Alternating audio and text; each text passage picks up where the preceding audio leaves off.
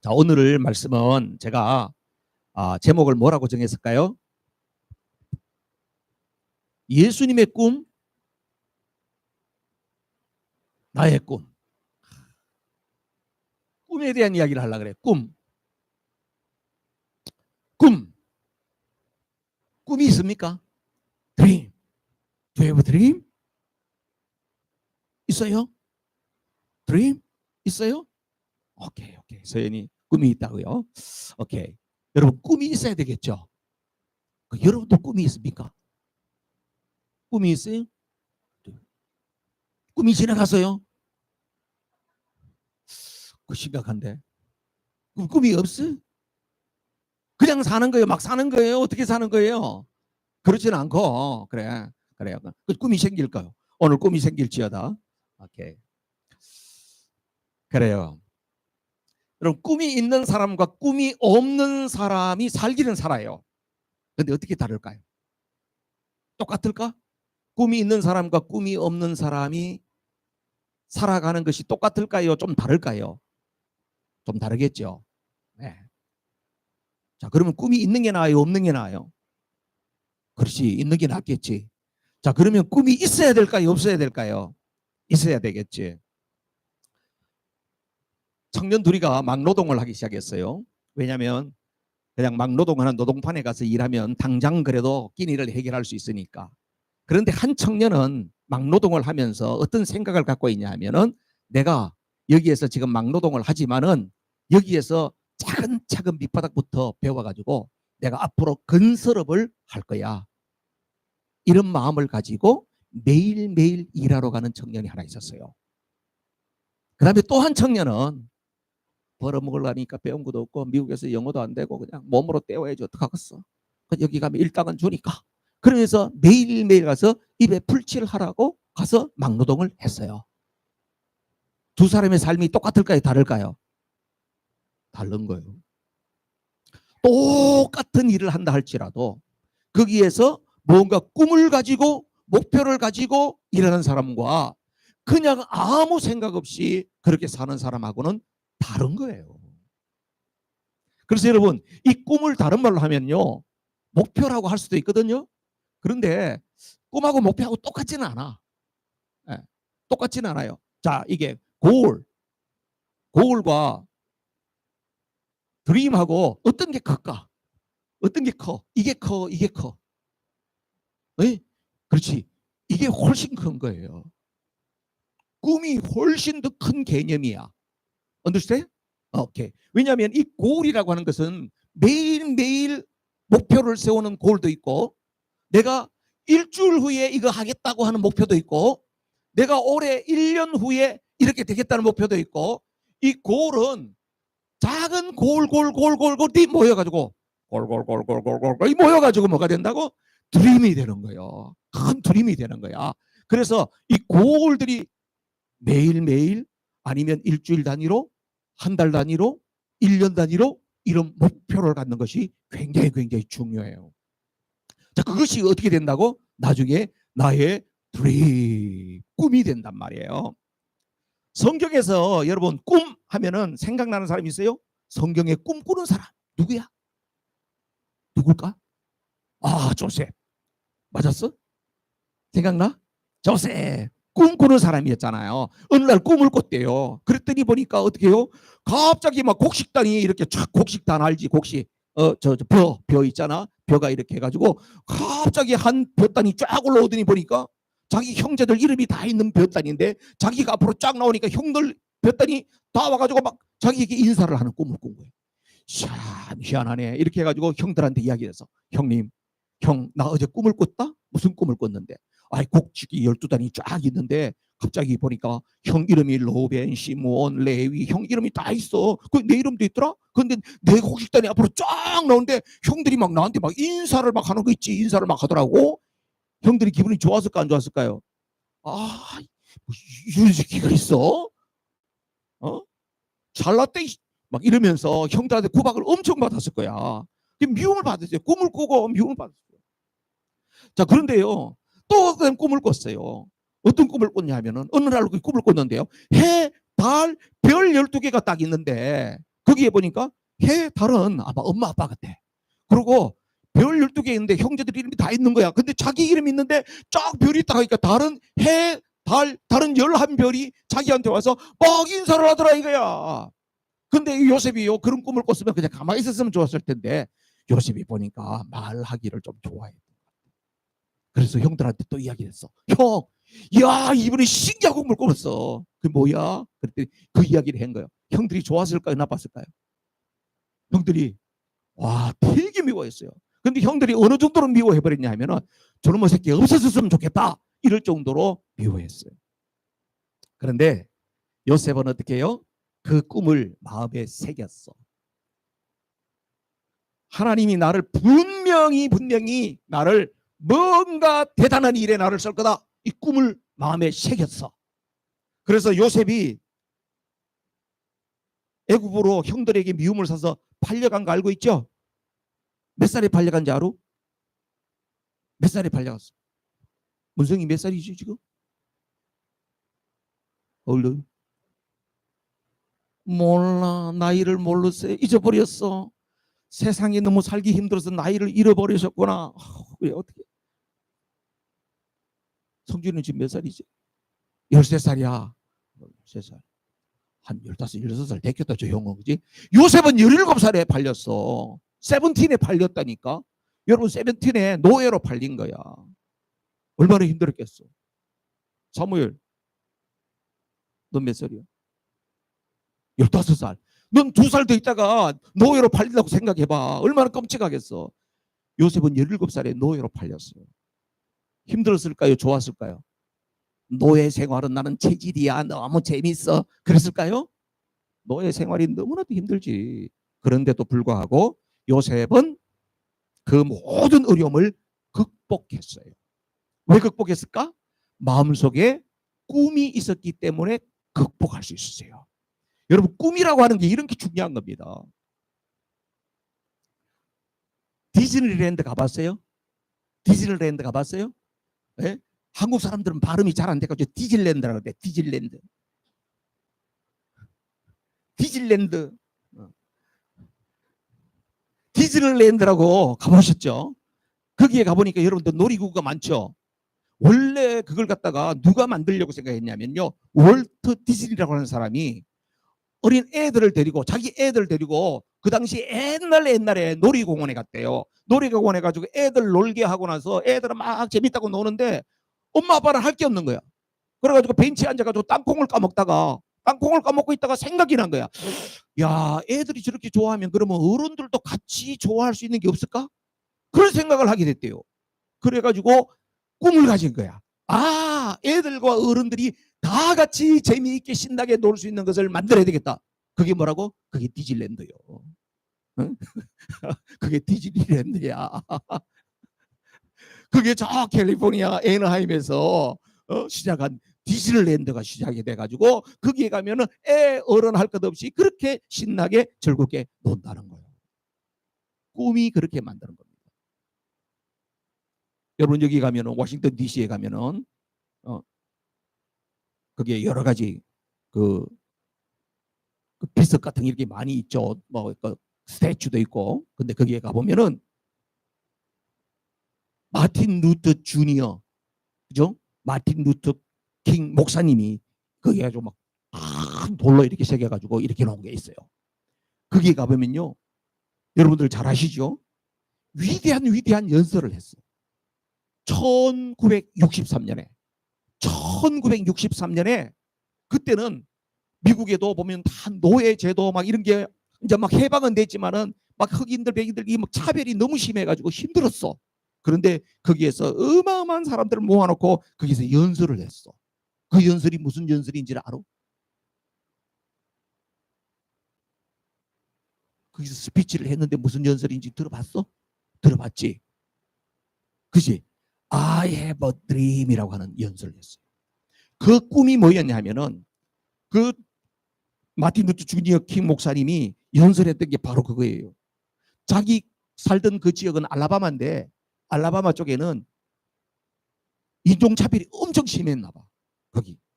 그래가지고 나는 꿈이 있었다. 우리 자녀들, 흑인들과 백인들이 피부 색깔에 관계없이 같이 손을 맞잡고 뛰어놀고 뒹굴고 하는 그런 날이 올 것을 나는 희망합니다. 나는 그런 꿈을 갖습니다. 그러면서 위대한 연설을 했어요. 그래서 결국은 그분의 꿈대로 미국이라고 하는 나라가 이렇게 자유의 꿈을 향해서 발전되어 가지고 세계에서 어마어마한 영향력을 갖는 나라가 되어졌다 하는 것이지요. 꿈이 중요하다는 이야기를 지금 하는 겁니다, 여러분. 여러분, 꿈이 왜 중요하냐면 이런 거예요. 자, 여러분 인생을 보세요. 자, 인생이 이렇게 돼 있어요. 이걸 갖다 제가 우리 아이들도 있으니까 하나, 둘, 셋, 다섯, 여섯, 일곱, 여덟, 아홉, 열. 그럼 여기 몇 살까? 10살, 20살, 30살, 40살, 50, 60.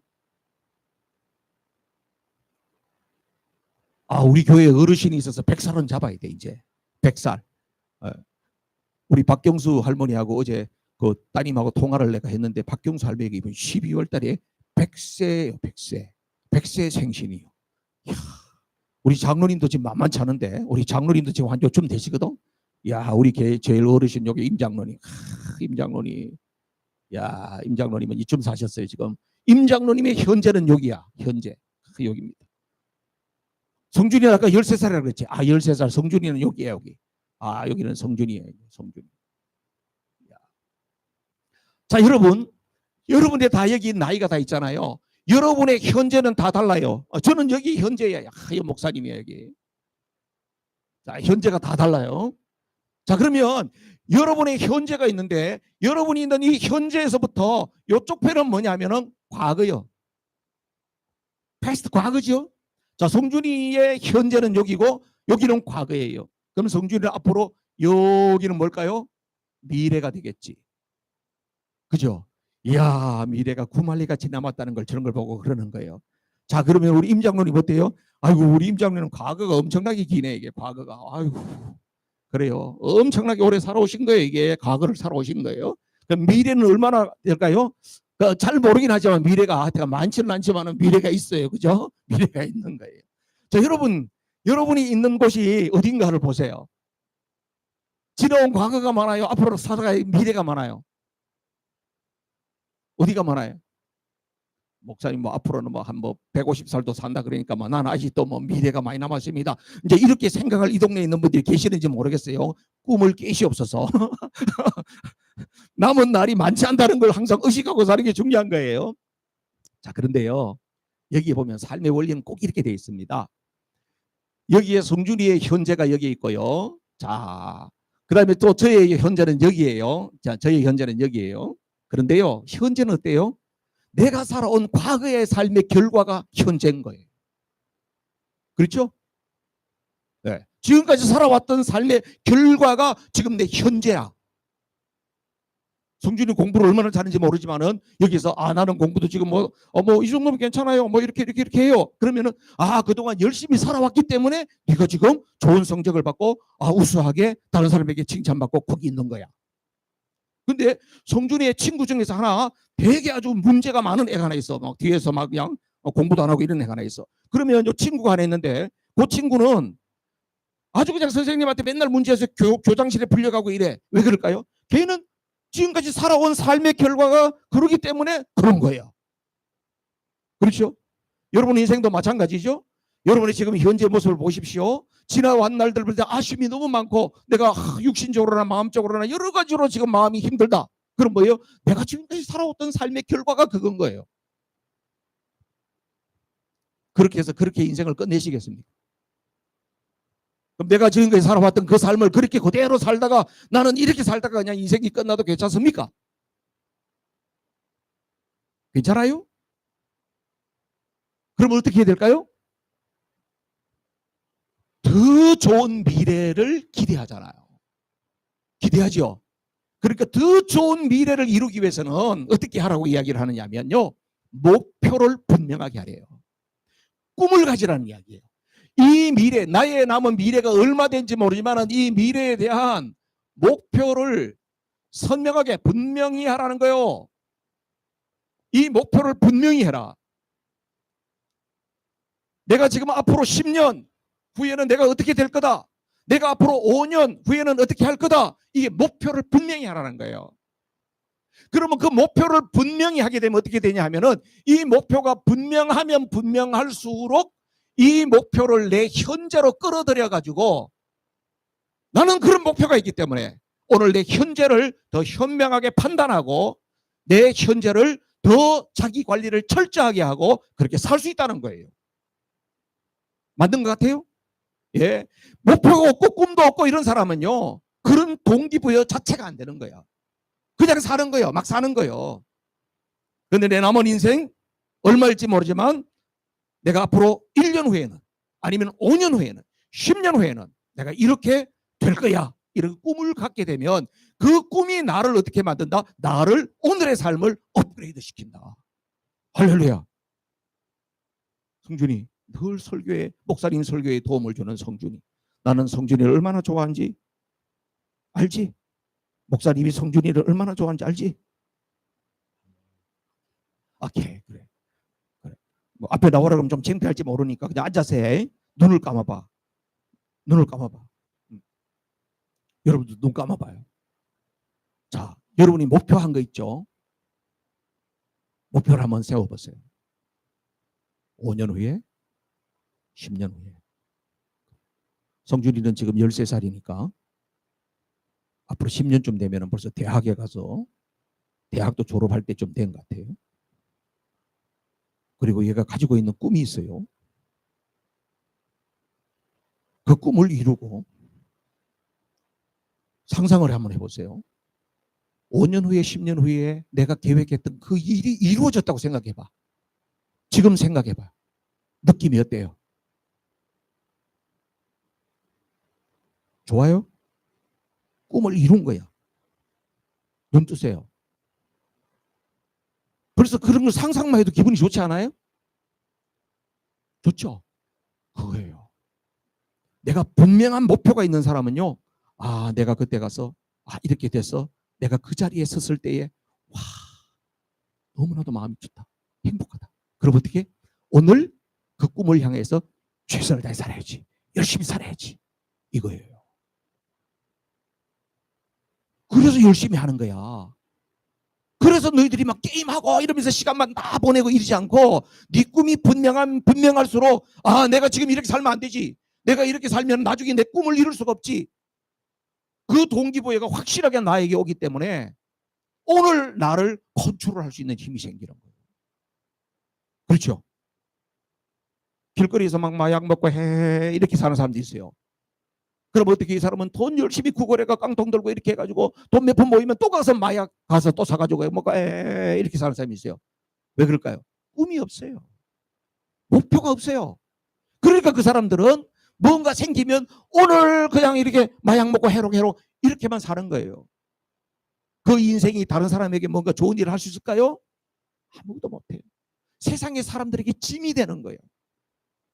여러분, 예수 믿는 사람들이 세상 사람들에게 짐이 되어서 되겠어요? 그래서 오늘 우리에게는 꿈이 필요하다는 거예요. 자, 그러면 이런 꿈 저런 꿈 여러 가지 꿈이 있을 텐데 어떤 꿈이 좋은 꿈이냐, 이게 중요한 거예요.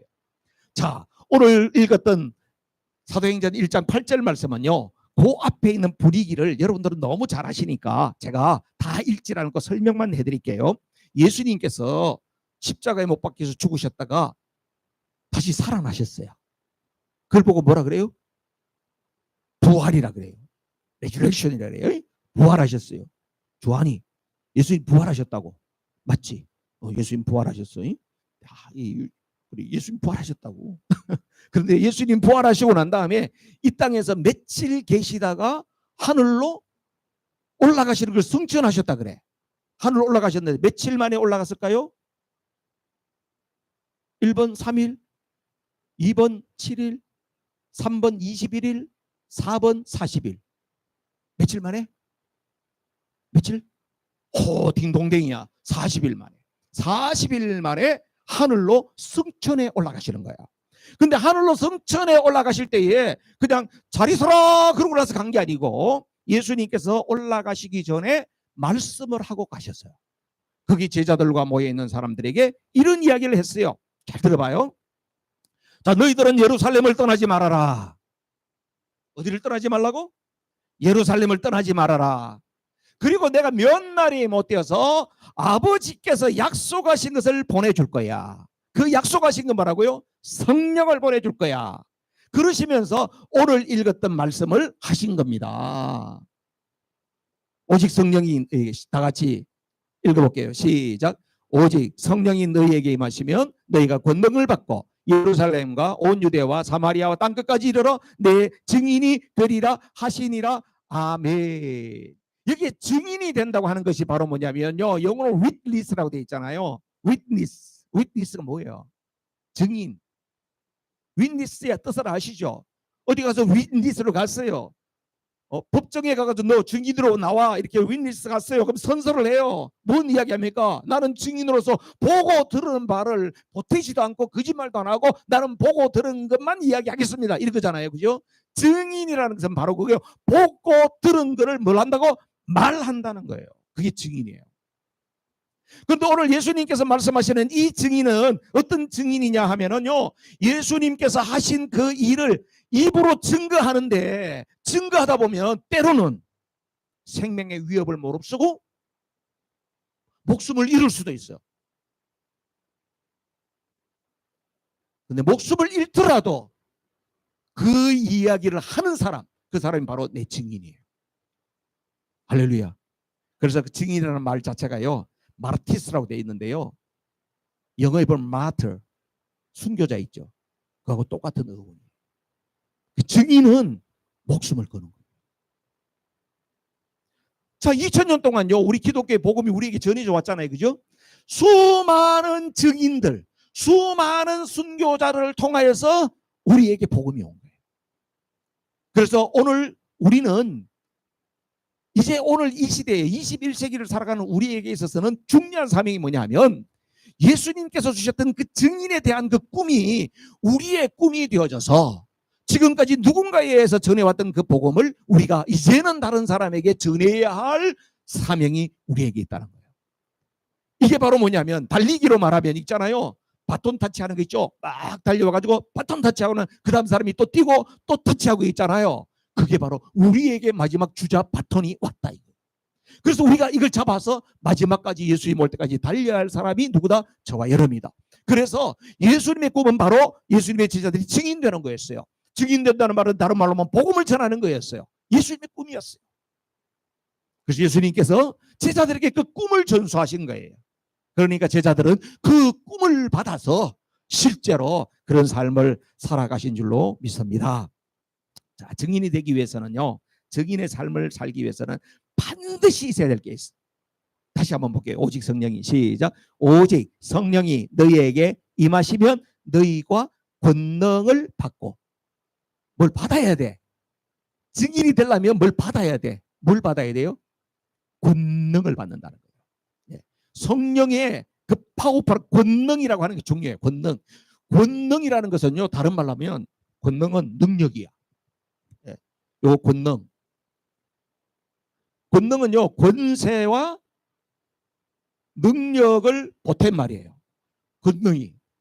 그래서 이걸 원문에는요, 두나미스라고 되어 있어요. 두나미스는 뭐의 어원이냐면, 다이너마이트 있죠. 다이너마이트. 여러분, 다이너마이트 길 도로내고 산 뚫고 막 이렇게 할 때면은 거기에 다이너마이트 근육 들어가지고 쭉쭉 놓고 나서 뒤에 가서 빡 하면 팡 터지잖아요. 이게 권능이에요. 예수님께서도 이 땅에서 복음 사역을 하시면서 어떻게 사역했냐 하면은, 예수님은 뭐 능력이 있으니까 그렇지만은 지난주를 보셨잖아요. 누가복음 4장 18절. 다 같이 시작.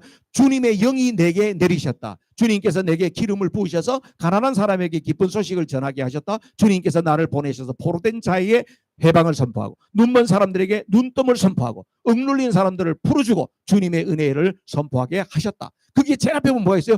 주님의 영이 내리셨다는 거예요. 주님의 영이 내리셔서 예수님도 성령이 임하심으로 말미암아 권능으로 사역을 할 수 있도록 하셨다 하는 것이에요. 그래서 여러분, 우리가 증인의 삶을 사는 데 있어서 진짜 중요한 건 뭐다? 권능을 입어야 돼요. 이것은 성령의 능력이고, 주님께서 우리에게 주시는 놀라운 일이 바로 권능이에요. 자, 여러분 권능 받고 싶어요? 안 받고 싶어? 권능을 받아야 돼? 안 받아야 돼? 받아야 되지. 받아야지. 받아야지 그럼. 받아야지 그럼. 받아야지 그럼. 와, 어쩜 이렇게 이쁘냐? 권능을 받아야죠. 그런데 권능을 어떻게 받냐면 예수님께서 권능 받는 방법을 이야기해 줬어요. 이렇게 이야기했어요. 너희들은 권능을 받으면 들어봐. 너희들은 예루살렘을 떠나지 말고 몇 날이 못 됐어. 하나님 주신다는 거예요. 아, 그렇구나. 권능을 받으려면은 내 마음대로 그냥 막 돌아다니고 막 놀러 다니고 이렇게 한다고 해서 권능을 받는 게 아니로구나. 어떻게 해야 된다?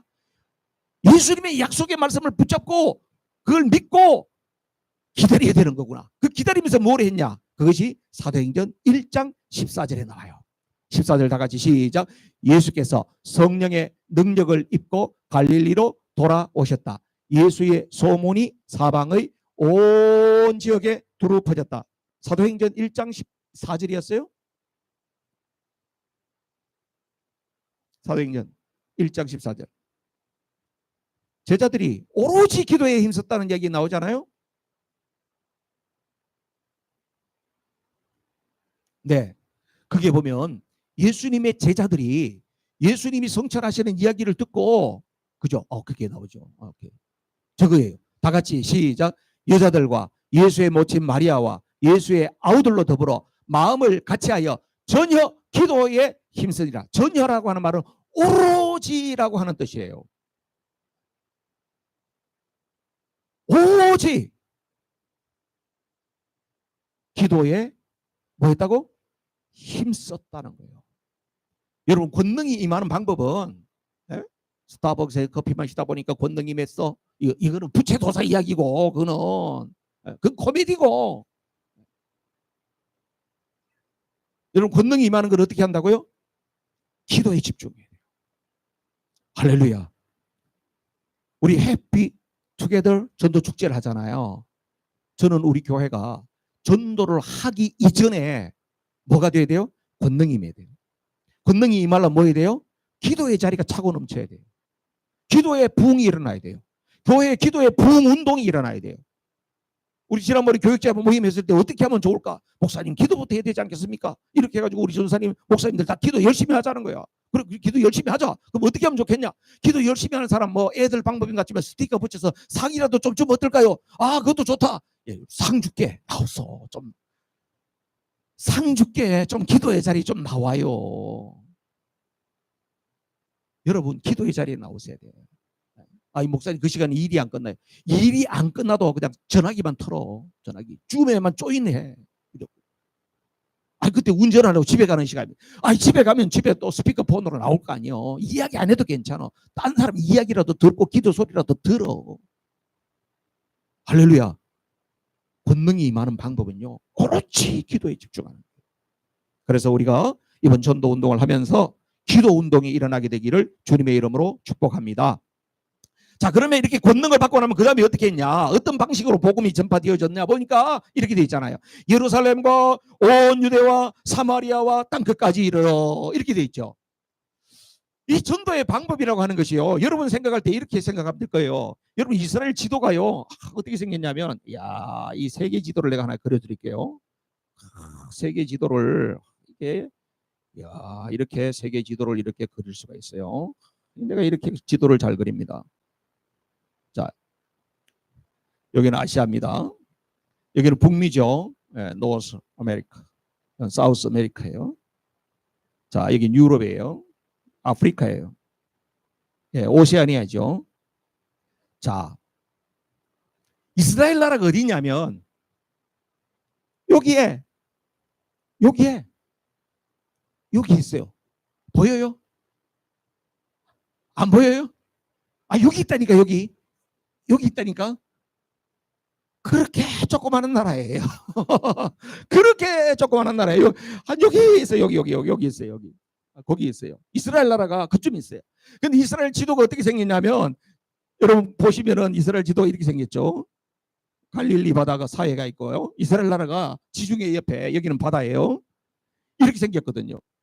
예루살렘 어디 있냐면 여기 있어. 예루살렘과 그 다음에 어디? 온 유대가 요쯤 있어. 온 유대와 그 다음에 사마리아는 여기쯤 있어. 사마리아는 여기 있어. 사마리아와 그 다음에 어디까지? 땅끝까지는 이게 전체자예요. 이 전부 다예요. 예, 이게 전체. 그러니까 예루살렘과 온 유대와 사마리아와 땅끝까지 이렇게 되어 있거든요. 그런데 보면은 거기에 어떻게 되어 있냐면요. 원문에는 카이라고 되어 있어. 카이, 헬라어에는 카이라고 되어 있는데 여기 뭐냐면 영어로는 and야, and.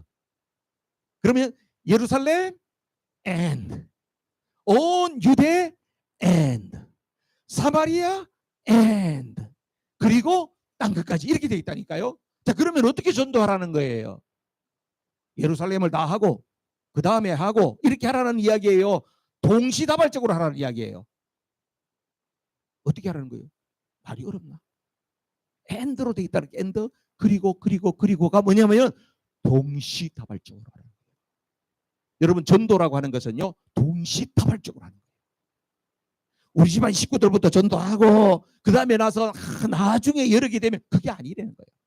동시다발적으로. 그래서 저는 오늘 이 표를 만들어서 여러분에게 드렸나이다. 한번 보시옵소서. 그래서 이걸 어떻게 적용을 했냐 하면 예루살렘과 유대와 사마리아와 땅끝 이렇게 돼 있잖아요. 그죠? 예루살렘은 누구냐? 여러분들이 생각해 볼 때 예루살렘은 누구를 예루살렘이라고 볼까? 가깝잖아. 그러니까 가족 중에서 믿지 않는 사람. 우리 할아버지, 할머니, 엄마, 아빠, 형제들, 그 다음에 아들, 딸, 손자, 손녀. 그 가운데에서 아직까지 예수님을 안 믿는 사람이 있다든지 교회 다니다가 요즘에 그냥 방학을 하고 있다든지 이런 사람이 있으면 어떻게 된다? 그 옆에다가 이름을 써야 된다. 아시겠죠? 자, 그 다음에 유다가 있어요. 유다. 그 밑에는 뭐예요? 그 다음에 가까운 친척, 그 다음에 가까운 친구, 여러분 계모임, 그 다음에 고향 친구, 향후회, 그 다음에 가게 주인 이런 사람이 있죠. 여러분들 그 다음에 가까운 사람 이런 사람들을 여기다가 써야 된다. 그 다음에 사마리아 있죠. 사마리아는 뭐냐면 좀 더 멀죠. 믿다가 낙심한 사람. 교회 다니다가 난 코로나 이후에 교회 안 가. 이런 사람 있죠. 그런 사람. 그 다음에 여러분들 단골집 이런 여러분 인간관계에서 한 단계는 멀지만은 있는 사람. 그런 사람들 가운데에서 예수는 안 믿는 사람이 있다. 그러면 거기에 이름을 쓰는 거예요. 그 다음에는 땅끝이라고 하는 것은 뭐냐면 아직 내가 누군지 몰라. 내가 나중에 노방전도를 나가고 어디에 갔더니 거기서 만났어. 우연히 만났어. 친구 뭐 이렇게 있다고 그래서 뭐 파티에 갔는데 보니까 거기서 누구를 만났어. 근데 들어보니까 예수님을 안 믿는데 그런 사람이 있으면 거기에 쓰는 거예요. 여러분 왜 이렇게 쓰는 게 중요할까? 왜 이렇게 쓰는 게 중요할까요? 여러분 비전, 목표, 고울이라고 하는 것은요 머리로만 생각하면 절대로 안 남는다는 거야. 그려야 돼. 써야 돼. 그걸 써야지 된다는 거예요. 그럼 여기에 쓰게 되면 어떻게 한다고요? 우리는 저기에 붙여놓고 나서 아침 저녁으로 모이는 기도 모임마다 계속 하나님 앞에 그 사람을 위해서 기도할 거예요. 그러면 누가 일하시기 시작할까요? 우리가 기도를 하면 누가 일해요? 여러분 열심히 기도하면 전도할 때 누가 일을 해? 목사님이 일할까? 누가 일할까? 하나님 할렐루야. 얘는 어떻게 이렇게 스마트하지? 하나님이 일하기 시작한다니까요. 그러면 하나님이 일하면 어떻게 된다? 전도를 우리가 하는 것이 아니고 전도가 되는 줄로 믿습니다. 할렐루야. 여러분 예수님께서 하시는 일이 바로 우리에게 이 꿈을 전수해 주신 거예요. 그래서 우리는 이 사람들을 뭐라 그러냐면 전도 대상자 이렇게 안 하고 이 사람들의 이름을 뭐라고 했다? VIP로 했어. VIP. VIP가 뭔 뜻이야? Very important person. 진짜 중요한 사람. 진짜 중요한 사람이야. 그 사람이. 왜 중요할까요? 여러분 예수님께서도 이런 말씀을 하셔요. 누가복음 15장에 보면요. 거기에 이런 양의 비유가 있어요. 아시죠? 어떤 목동이 양을 치는데 100마리의 양이 있었어. 그런데 찾아보니까 한 마리가 없어졌네. 그럼 여러분 같으면 어떻게 될까요? 99마리의 신경을 써야 될까요? 그 한 마리의 신경을 써야 될까요? 99마리 신경 써야지, 그죠? 그 한 마리 때문에 이 99마리가 위험에 처하면 안 되니까. 그런데 예수님께서는 그 비유에서 목동이 한 마리 양을 찾아 나서 예수님은 한 마리 이런 양이 그렇게 소중하다는 거예요. 그 다음에 이런 드라크마에 대한 이야기가 나와요. 우리 이순희 권사님이 오늘 목걸이를 너무나도 멋있는 걸 해가지고 오셨네. 아이고, 다음에 나도 한번 빌려줘 봐요. 근데 알이 그냥 이렇게 딱 이렇게 조롱조롱 이렇게 돼 있네. 근데 저 중에서 한 개가 빠져버렸다. 그럼 저기 폼 날까 안 날까요? 가치가 확 떨어지죠. 그러니까 어떻게 해요? 그 알맹이 하나를 찾으려고 애를 쓴단 말이에요. 그게 이런 드라크마 비유예요. 그 다음에는 보면요, 거기에 탕자의 비유가 나와요. 예수님께서는 누가복음 15장에서 세 가지 비유를 이야기하면서 공통점이 있어요. 그 이야기가 뭐냐면 잃어버렸던 자를 절대 포기하지 않는다는 거예요. 예수님의 마음은 예수님 안 믿는 그 사람들 그냥 지옥이나 가라 이게 아니고 포기하지 않는다는 거예요. 우리 예수님의 꿈은 그 한 사람을 어떻게 하든지 하나님의 백성 만들고 싶어 한다는 거예요. 그 꿈을 누구에게 전수했다? 제자들에게 전수하고 그 제자들에게 꿈이 우리에게 왔다 이거예요. 저와 여러분의 꿈이 바로 한 영혼에 대한 꿈이어야 될 줄로 믿습니다. 여러분 이 세상에서 인생을 여러분 그만큼 살아보시니까 가장 보람된 일이 뭡니까? 여러분 살아보시니까 제일 보람된, 이 동네는 7학년이 대부분 넘는데 자 내가 7학년 이상 살아봤어. 제일 보람된 일이 뭐였어요? 목사님 인생은 여행입니다. 내가 여행 다녔던 거 정말 너무나도 행복했어. 목사님 그래도 여행 중에서도 먹는 여행이 최고입니다. 내가 먹어봤던 거 내 인생에 언제 그거 다시 한번 먹어볼까? 그렇습니까 여러분? 목사님 내가 그래도 비즈니스 해가지고 돈을 마대자루로 또 해봤습니다. 돈이 최고입니다. 그렇습니까 여러분?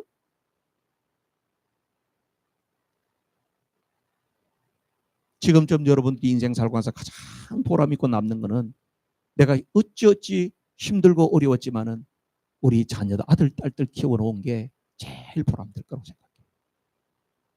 맞죠?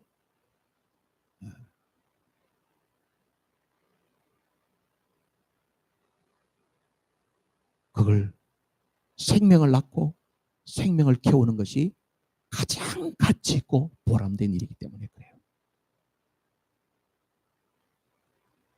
그게 부모님들이 누리는 행복이에요. 하나님께서도 우리에게 그 기쁨을 누리려는 거예요.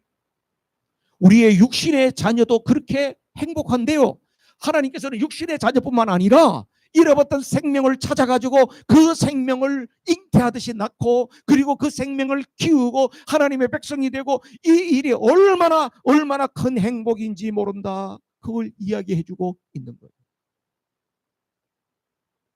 제가 이민 목회 오고 난 다음에 한 5년 전에요. 한 5년 전에 한국에 갔어요. 갔더니요. 제가 그때 중학생 가르칠 때 15살짜리 중학생 애가 얘가 옛날에 선교 갔다가 그냥 막 그 인도네시아에서 막 쓰나미에 휩쓸리고 죽다가 살았다는 애인데요. 만나서 저를.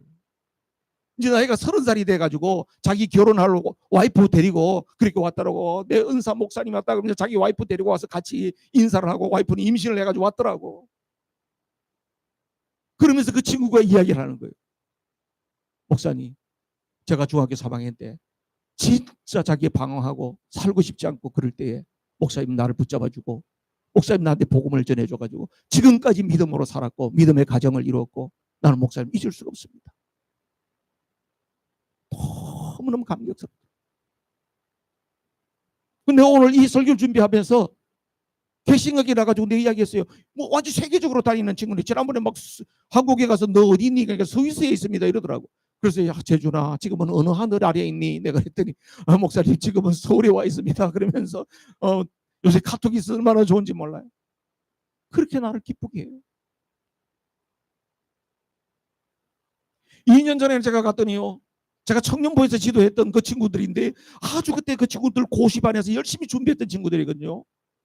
제가 청년부 지도했던 반에서 13명이 고시 준비하는 고시 준비생이 있었어요. 그중에서 한 5명이 고시를 패스했어. 그래서 자기들끼리 저 강남에다가 법무법인을 만들어놨어. 그래 가보니까 그 옛날에 그 친구들이 다 해가지고 다 변호사가 돼 있어. 목사님 우리 사무실에서 제발 신방을 좀 오십시오. 같이요. 갔더니 막 삼계탕 막 사주면서 자기들끼리 옛날 이야기하면서 얼마나 좋은지 몰라. 그러면서 올라 그러니까 자기들이 또 용돈을 갖다 목사님하고 걷었다고 돈도 주더라니까. 사람을 키워놓은 것이요. 이게 얼마나 보람된 일인지 몰라요. 얼마나 가치 있는지. 여러분들도 그러죠? 전도했던 사람이 그분이 잘 자라서 교회의 좋은 일꾼이 되고 하나님 나라의 일꾼이 되어졌다는 게 얼마나 기뻐요. 근데 이걸 머리로만 그림은 있으면 안 돼요. 그림을 그려야 돼요. 제가 지난주에 제 멘토 목사님하고 이야기를 하다 보니까 목사님이 쭉 이야기하면서 박 목사님 우리 이렇게 해봅시다. 그러면서 저한테 책 하나를 소개를 했어요. 그게 바로 뭐냐면 퓨처 셀프라고 퓨처 셀프라고 하는 책을 저한테 소개를 해줬어요. 그래서 그걸 읽어봤더니요. 거기에 이야기가 나오는 거예요. 목표를 분명하게 해야 된다. 목표가 분명해야지 내가 움직일 수가 있다는 거예요. 그래서 우리 먼저 목표를 정합시다 해가지고 목표를 정했잖아요. 목표를 정하려니까 어떻게 해요? 여러분 지금 목표를 미래에 대한 목표를 정하려면 어떠냐면 자기의 현재 위치를 봐야 되고 그리고 내가 어떻게 살아왔는가 이걸 조명해 봐야지 목표가 나오는 거예요. 그래가지고 내 지나왔던 날들을 보니까 너무너무 감사한 거예요. 내 주변의 목사님들 선교사님들 이런 사람들이 얼마나 많은가를 쭉 이름을 써봤어. 얼마나 많은지 몰라. 지난 12년 동안에 하나님께서 저로 하여금 목사님들 셀을 갖다가 7개를 개척하게 했잖아요. 제가 소문화교회 여기 교인이 얼마 안 된다고 생각하지 않아요. 나는 목사님들 선교사님 셀을 7개를 개척하게 하신 거예요. 하나님이. 그러면 그 목사님 선교사님만 해도 50명이 넘어. 그럼 목사님들 뒤에 사람들이 얼마나 많겠어요. 얼마나 감격스러운지 몰라요. 야 어떻게 하나님이 이렇게 하셨나. 내가 뭐든지 하나님이 그렇게 하셨어요. 하나님. 그런 미래의 계획을 세웠죠. 어떻게? 매년 나는 3명에게 말씀을 딜리버리 할 거다. 3명에게. 매년 우리 교인이 됐든지 목사가 됐든 선교사님이 됐든지 매년 3명을 이분이 말씀을 딜리버리 해가지고 내가 가지고 있는 이 스피릿이 이 사람한테 탁 들어가가지고 이 사람이 그 다음 해에는 요 사람이 몇 명을 3사람을 딱 양육할 수 있는 사람을 만들어야 되겠다. 요게 제 목표가 됐어요. 그럼 저는 매년 3사람씩 할 거예요. 그래서 10년 동안 할 거예요. 10년 동안. 이제 왜냐하면 10년 되면 제가 이제 목회 은퇴해야 되니까. 10년 동안 하는데요. 계산을 해보니까 어떻게 나오는지 아세요? 그래가지고 3명씩 가니까요. 제가 자 올해 이제 가을 9월 달부터 시작해가지고 내년 8월 달까지 3명을 딱 찍어가지고 그 사람들한테 계속 스피릿을 전수하면서 나와 똑같은 방식으로 다른 사람에게 복음 전하게 할 거고 너도 그 사람을 그렇게 키워라 이렇게 할 거예요. 그럼 3명이 올해. 그럼 내년 되면 어떻게 될까요? 그 3명이 9명이 되는 거예요. 그 다음에 한 해 더 가면 어떻게 될까요? 그 9명이 27명이 되는 거예요. 그 다음에 어떻게 될까요? 27명 되면 그 다음부터는 난리 나는 거예요. 81명이 되는 거예요. 그 다음에는 243명이 되고요. 그 다음에는 729명이 되고요. 그 다음에 2187명이 되고 그 다음에 6561명이 되고 19683명이 되고 그리고 제가 은퇴할 때 되면 59049명이 돼요. 이런 꿈이 비전이 파급되는 거예요. 예수님의 꿈이 나의 꿈이 되고 나의 꿈이 다른 사람들에게 전수되어질 때에 이런 놀라운 일들이 일어나게 되는 줄로 믿습니다. 여러분 꿈을 분명히 가지세요. 하나님 나라의 꿈을 분명히 가지십시오. 우리 교회는 벌써 이 꿈을 분명히 세웠어요. 올해 꿈은 교회가 세웠어. 어떻게 세웠어요? 예, 우리 교회는 목표를 이번에 분명히 세운 거예요. 어떻게 세웠디? 해피투게더 전도 축제를 통해 가지고 올해는 예배 인원이 50% 성장이 일어난다. 이게 우리 목표예요. 언제까지? 11월 첫째 주 11월 3일까지 일어난다. 그리고 여러분 인생의 각자의 플랜은 또 세우세요. 거기에 붙이세요. 그렇게 하기 위해서는 어떻게 해야 된다? 우리는 권능을 받아야 된다. 권능을 받으려면 뭐 해야 된다?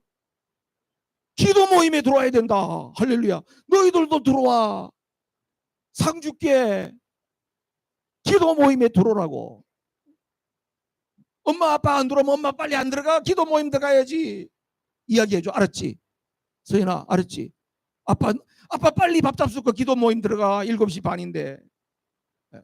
하세요. 기도해야 돼요. 왜냐하면 기도해야만이 권능이 임하기 때문에 그렇습니다. 그리고 나서는 어떻게 한다고요? 우리가 VIP 명단을 적어서 그 사람은 하나님 앞에 계속 기도하고 계속 하나님 앞에 올려드리게 되면 누가 일하신다? 하나님이 일하시는 줄로 믿습니다. 할렐루야. 이 시간 우리 합심해서 기도할 거예요. 여러분 이 일이 그냥 이벤트가 아니에요. 저는 우리가 살아보니까 저도 이제는요 다른 거 소망 없어. 사람 남기는 거예요. 사람 남겨야 돼. 사람이 남아야 돼. 내 인생 다 살고 난 다음에 사람이 남아야 돼. 제가 지난주에 하나님 앞에 새벽에 기도하고 난 다음에 갑자기 이런 생각이 들었어요. 내가 이 세상을 떠나면 사람들이 나를 뭐라고 하겠나? 내 비문에다가 뭐라고 새겨야 될까? 여러분, 비석에 새길 문구를 미리 생각해놨다가 나중에 유언으로 남겨놓고 세상을 떠나세요.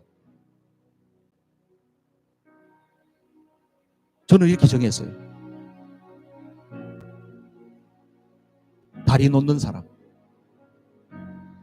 가로 열고, 베드로전서 2장 9절. 박은우 목사, 여기 잠들다. 저는 일평생 다리 놓는 사람, 하나님과 사람들 사이에서 다리 놓는 사람, 그렇게 살다가 주님 앞에 서기를 원해요. 여러분들도 오늘 이 시간에 다시 꿈을 분명하게 그리십시오. 오늘 집에 가셔서 분명하게 그리십시오. 그리고 기도의 자리로 여러분 초청합니다. 나오십시오. 오늘 나눠주는 페이퍼 그냥 하나 보고 성경책에 꽂아놓고 버리지 마십시오. 그게 이름을 적으십시오. 적을 때에 성령이 역사할 겁니다. 이 시간 우리 합심해서 기도합니다. 할렐루야. 우리 하나님 아버지,